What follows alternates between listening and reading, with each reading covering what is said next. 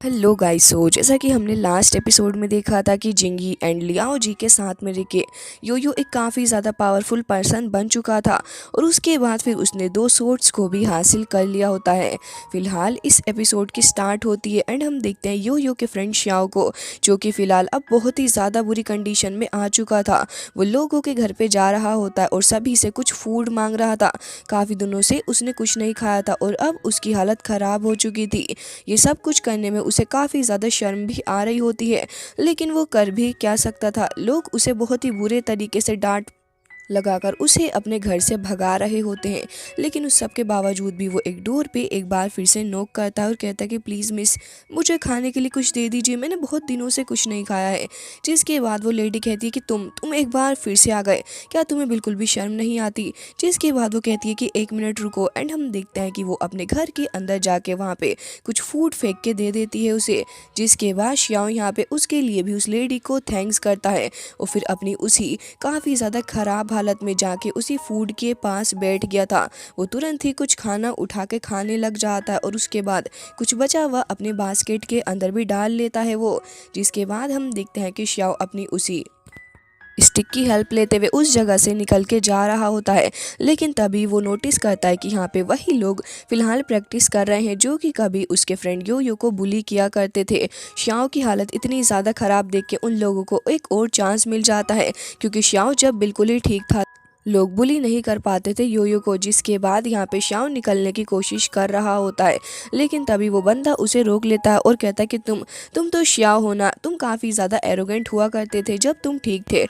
श्याओ को पता था कि उसे इस सिचुएशन से कैसे निकलना है, इसलिए वो तुरंत ही उन सभी के सामने ही एक्सेप्ट कर लेता है और कहता है कि मैं बस एक त्रैश बन के रह गया हूँ, प्लीज़ मुझे यहाँ से जाने दो एंड मैं नहीं चाहता कि अब मैं किसी और से फाइट करूँ, क्योंकि अब तो मैं इस लायक ही नहीं रहा। जिसके बाद वो उनको ऐसे ही झूठा मूठा प्रेज भी करने लग गया था, जिसकी वजह से उस लीडर को गुस्सा भी आ रहा होता है और कहता है कि अब मैं तुमसे कुछ नहीं कहने वाला, लेकिन वाकई में उन दिनों तुमने मुझे बहुत ही ज़्यादा बुली किया। मेरा दिल कर रहा है कि तुम्हें बहुत ही ज़्यादा पीटूं, लेकिन चलो ठीक है, अब जब तुम मुझसे कह रहे हो तो फिर मैं तुम्हें यहाँ से जाने दूंगा, बशर्ते तुम्हें मेरे लेग्स के बीच में से निकलते हुए यहाँ से जाना होगा। श्याओ को ये सब कुछ बहुत ही ज़्यादा एम्बैरेसिंग लग रहा होता है, लेकिन वो सभी के सभी उससे फिर ज़बरदस्ती करने लग गए थे और कह रहे होते हैं कि जल्दी करो, नहीं तो हम तुम्हें और पीटेंगे। जिसके बाद श्याओ के पास कोई दूसरा ऑप्शन ही नहीं होता और फिर वो धीरे धीरे रेंगते हुए आगे की तरफ को बढ़ने लग जाता है। वो सारे के सारे हंस रहे थे और बहुत ही ज़्यादा खुश भी हो रहे होते हैं, लेकिन तभी अपने योयो की एंट्री हो जाती है, जो कि तुरंत ही काफ़ी ज़्यादा बुरे तरीके से हिट करता है उस बुली को एंड बहुत ही बुरे तरीके से उन दोनों बंदों को भी मार गिराता है। फिलहाल तो यहाँ पे श्याओ बहुत ही ज़्यादा कंफ्यूज हो चुका था कि आखिर ये पर्सन है कौन जो कि उसकी जान बचा रहा है। कुछ कुछ वो पीछे से उसके फ्रेंड की तरह ही लग रहा था। जिसके बाद उन बुलीज को देखते हैं जो कि कह रहे थे कि तुम हमें मार कैसे सकते हो एंड तुम्हारी इतनी ज़्यादा हिम्मत कैसे हो गई। जिसके बाद वो सारे के सारे योयो को ही देख रहे थे, तो उनमें से एक कहता है कि ये तो एकदम पहले जैसे ही लग रहा है, लेकिन ये इतना ज़्यादा स्ट्रॉन्ग कैसे हो गया। जिसके बाद यहाँ पे योयो कह रहा था कि तुम लोगों की वीक लोगों को बुली करने की आदत कभी भी नहीं जाएगी, भला तुम किसी स्ट्रॉन्ग के साथ में फाइट क्यों नहीं करते। जिसके बाद वो पर्सन कहता है कि तुम्हें तो सबक सिखाना होगा, क्योंकि तुम्हारे अंदर इतनी एबिलिटीज़ नहीं है कि तुम हमारे सामने खड़े हो सको।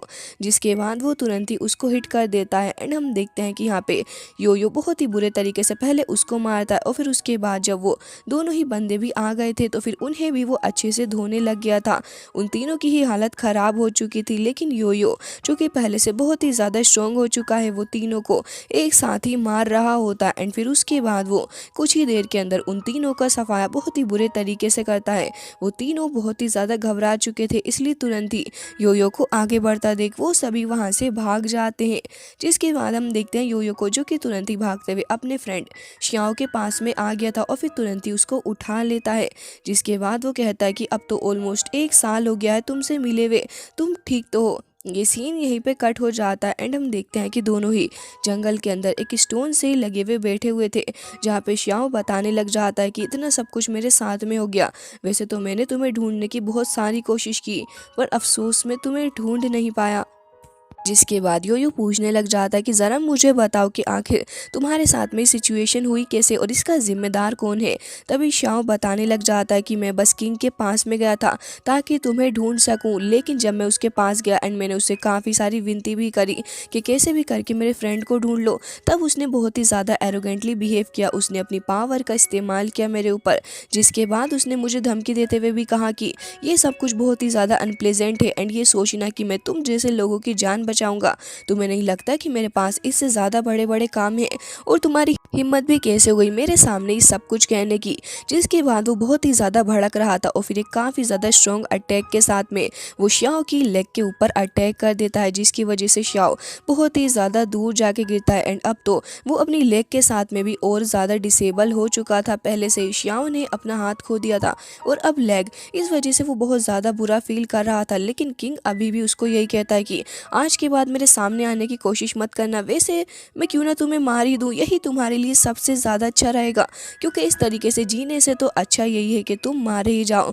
लेकिन तभी शाओ को काफ़ी ज़्यादा डर लग गया था और वो कहता है कि प्लीज़ मुझे माफ़ कर दीजिए, मैं आज के बाद कभी भी ऐसा नहीं करूँगा और ना ही कभी आपके पास आऊँगा, प्लीज़ मेरी जान बख्श दीजिए। जिसके बाद वो बहुत ही बुरे तरीके से गिड़गिड़ाने लग गया था।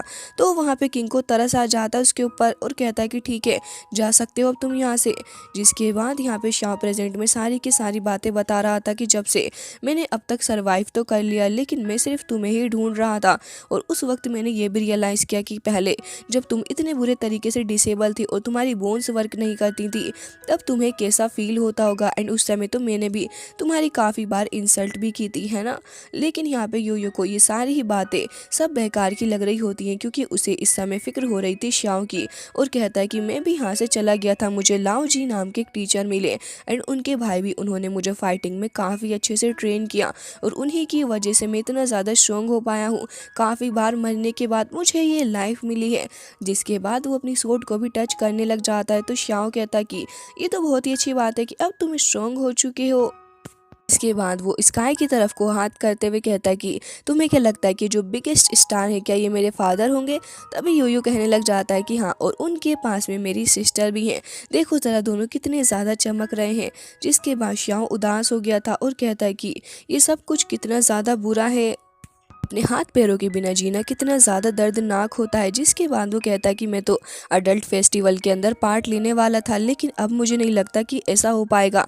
जिसके बाद वो तुरंत ही अपने गले के अंदर तली हुई एक चेन को देखने लग जाता है और कहता है कि बचपन से ही मैंने इसे अपने पास में रखा था, लेकिन अब मैं चाहता हूँ कि तुम इसे अपने पास में रख लो। योयो समझता था कि ये चीज़ श्याओ के लिए कितनी ज़्यादा इंपॉर्टेंट है, तो वो कहता है कि नहीं, मैं भला इसको कैसे ले सकता हूँ। तभी श्याओ कहता है कि तुम इसे क्यों नहीं ले सकते, मुझे कंपटीशन के अंदर पार्ट लेना था और अपनी ग्लोरी को दुनिया को भी दिखाना था, लेकिन अब जब मैं वहाँ जा ही नहीं सकता तो इसका क्या ही करूँगा। मैं चाहता हूँ कि गिफ्ट के तौर पे मैं तुम्हें ये दे दूँ, और मुझे उम्मीद है कि अडल्ट फेस्टिवल के अंदर जब तुम पार्ट लोगे तो फिर तुम ही वो इंसान होगे जो कि विनर होगे। जिसके बाद वो तुरंत ही उस नेकलेस को निकालने लग गया था। यो तुरंत ही वहाँ पे उसको रोकते हुए खड़ा हो जाता है और कहता है कि अभी मैंने कंपटीशन के अंदर पार्ट नहीं लिया है, जब मैं जीत जाऊँगा तब तुम अपने हाथ से खुद ही मुझे ये पहना देना। जिसके बाद शाओ कहता है कि अगर ऐसी बात है तो फिर ठीक है। एंड हम देखते हैं कि कुछ लीव्स उन दोनों के ही ऊपर को गिरने लग गई थी। जिसके बाद यो कहता है कि मुझे उम्मीद है कि तुम मेरी बातों को समझ रहे होगे। तो शाओ कहता है कि हाँ बिल्कुल, मैं समझ रहा हूँ, चलो फिर ठीक है, आज का समय दोनों ही एक दूसरे के साथ बिताते हैं। अब ये बातें सुनने के बाद यो को थोड़ा अजीब सा तो लग रहा था, लेकिन वो उसको कुछ कहता नहीं है। जिसके बाद शाओ कहता है कि मुझे बहुत ज़्यादा दुख हो रहा है अपने हाथ और अपनी लेग को खो के। तभी यो उसे सहानुभूति देते हुए कहता है कि आखिर तुम ऐसा कैसे सोच सकते, तुम्हें किसी से भी डरने की कोई ज़रूरत नहीं है जब तक कि मैं तुम्हारे साथ हूँ। ये सारी बातें शाओ को बहुत ही ज़्यादा हर्ट करती हैं और वो तुरंत ही उसका हाथ पीछे को हटा देता है और कहता है कि तो क्या तुम मुझे प्रोटेक्ट करोगे। मुझे तुमसे इस बात की उम्मीद बिल्कुल भी नहीं थी कि तुम मुझे इतना ज़्यादा हेल्पलेस फील करवाओगे। जिसके बाद वो तुरंत ही उस जगह से जा रहा होता है। तो यो को भी बहुत ही ज़्यादा बुरा लगता है उसकी बात सुनने के बाद। तभी हम देखते हैं कि यहाँ पे वो एक बार फिर से रुकता है और कहता है कि छोड़ो इन सब सभी बातों को।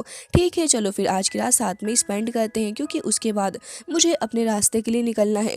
यो उसके पास तुरंत ही आ गया था और खुद को एक्सप्लेन करते हुए कहता है कि मेरा मतलब ये नहीं था, मुझे नहीं पता था कि मेरी बातों से तुम्हें इतना ज़्यादा हर्ट होगा। तभी वो कहने लग जाता है कि तुम्हारा और मेरा साथ अब बस यहीं तक था, मुझे नहीं लगता कि आगे अब हम लोग साथ में रहेंगे। मैं अपनी लाइफ अलग तरीके से जीना चाहता हूँ और मैं ये भी चाहता हूँ कि तुम स्ट्रॉन्ग बन जाओ। जिसके बाद वो स्काई को देखने लग गया था और कहता है कि चलो अब मेरे साथ।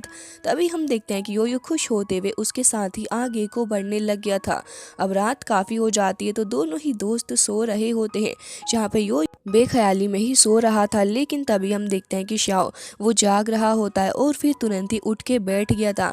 जिसके बाद वो यो से कहता है कि मुझे उम्मीद नहीं थी कि तुम जिंदा होगे और इतने ज़्यादा स्ट्रॉन्ग भी, और अब मैं खुश हूँ, लेकिन मैं वाकई में तुम्हारा सहारा नहीं ले सकता क्योंकि ये मेरी प्राइड के खिलाफ है। जिसके बाद वो तुरंत ही उस जगह से उठते हुए आगे की तरफ को बढ़ने लग गया था और कहता है कि उम्मीद है कि तुम ऐसे ही लाइफ में सक्सेसफुल होगे आगे भी। जिसके बाद वो तुरंत ही उस जगह से निकलने लग जाता है।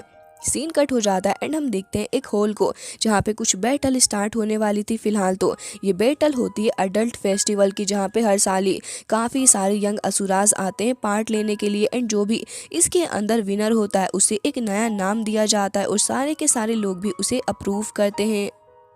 जिसके बाद हम वापस से ही यो को देखते हैं, जो कि ढंग से सो नहीं पा रहा था और जैसे ही उसकी आंखें खुलती हैं वो नोटिस करता है कि उसका फ्रेंड शाओ तो यहाँ पे है ही नहीं।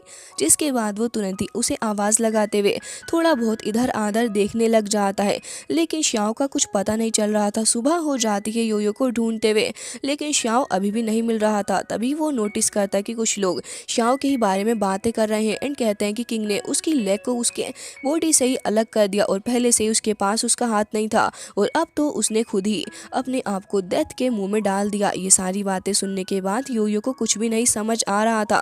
वो काफ़ी ज़्यादा हैरान होता है और फिर तुरंत ही भागते हुए आगे की तरफ को बढ़ने लग गया था, जहाँ पे काफ़ी सारे लोग भीड़ लगा के खड़े हुए थे।